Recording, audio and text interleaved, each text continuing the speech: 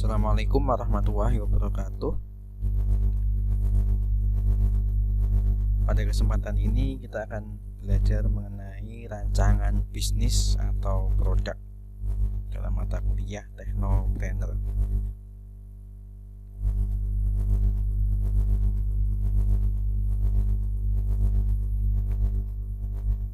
Rencana bisnis atau bisa kita katakan business plan ya, itu merupakan sebuah dokumen terperinci tentang strategi untuk mencapai misi dan tujuan bisnis. Jadi merupakan dokumen yang terperinci ya untuk mencapai misi dan tujuan bisnis.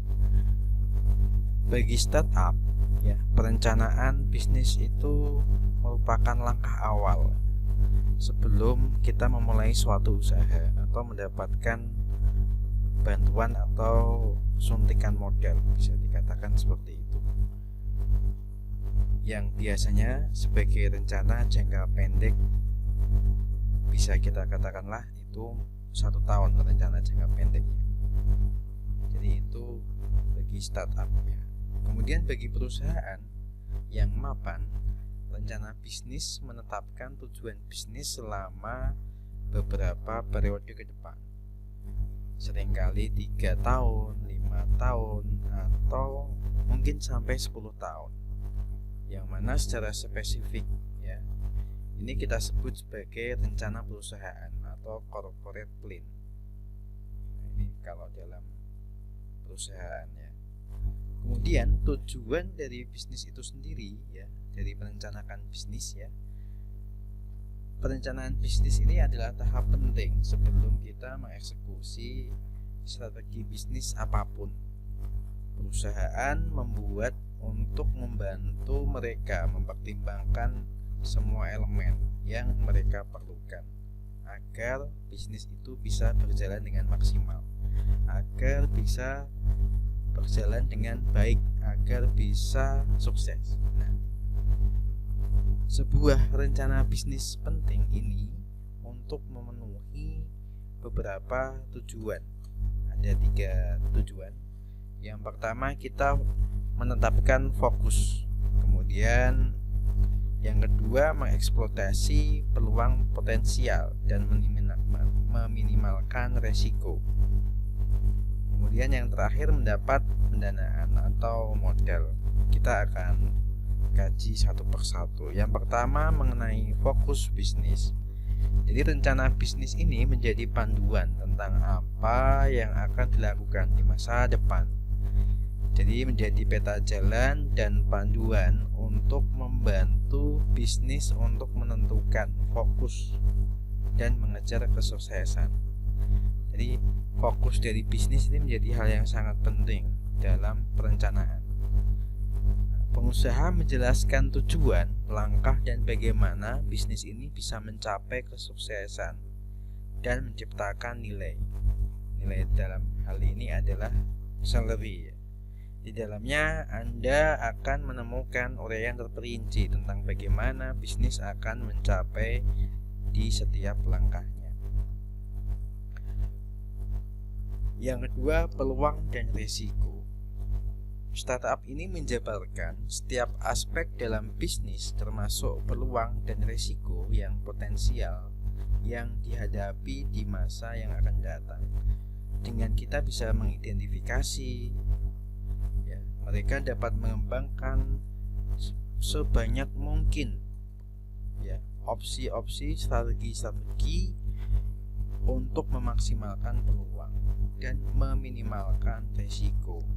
Nah, jadi ini ya yang perlu digarisbawahi, memaksimalkan peluang dan meminimalkan resiko. Jika kita nggak mau beresiko, nggak akan bisa untuk memulai bisnis ya. Jadi harus mau resiko juga, tidak hanya peluang saja yang diinginkan. Nah, jadi seperti itu. Nah, pengusaha tidak hanya membahas aspek lingkungan internal seperti bagaimana memproduksi dan mendesain produk, tetapi juga lingkungan eksternal. Mereka harus mendapatkan pemahaman mendalam tentang apa itu pasar, apa itu pelanggan potensial, lokasi bisnis, dan kondisi persaingan. Nah, 4 poin ini menjadi hal yang sangat penting. Kondisi pasar, pelanggan potensial, lokasi bisnis, dan kondisi persaingan.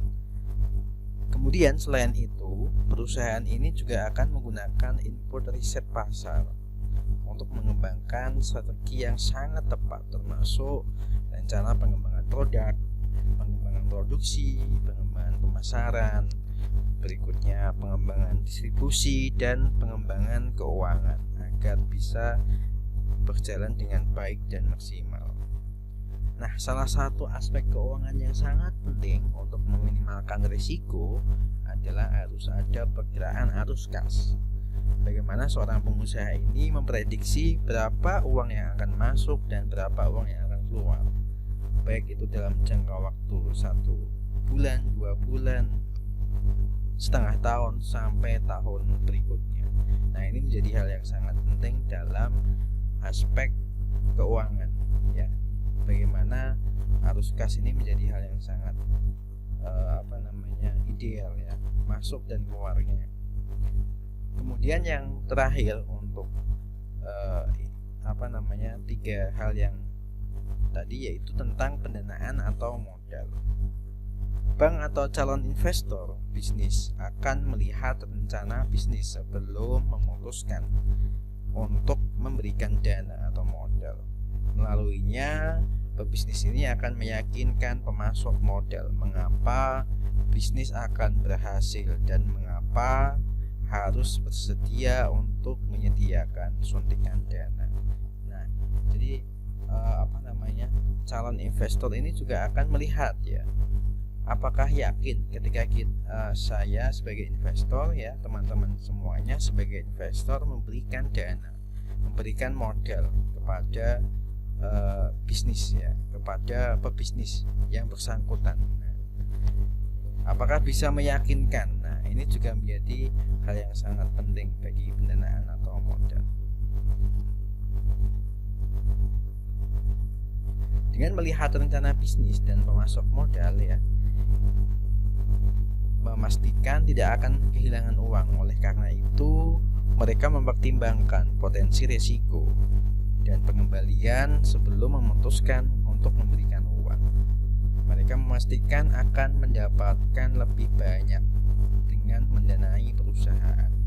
Nah, pemasok modal ini mungkin akan menganggap bisnis terlalu berisiko di luar toleransi mereka, sehingga tidak bersedia meminjamkan uang. Nah, ini, ya, menganggap bisnis ini ketika tidak akan bisa memberikan keyakinan kepada pebisnis, dia tidak mau, dia tidak akan berlanjut untuk bersedia meminjamkan uang. Nah, jadi seperti itu.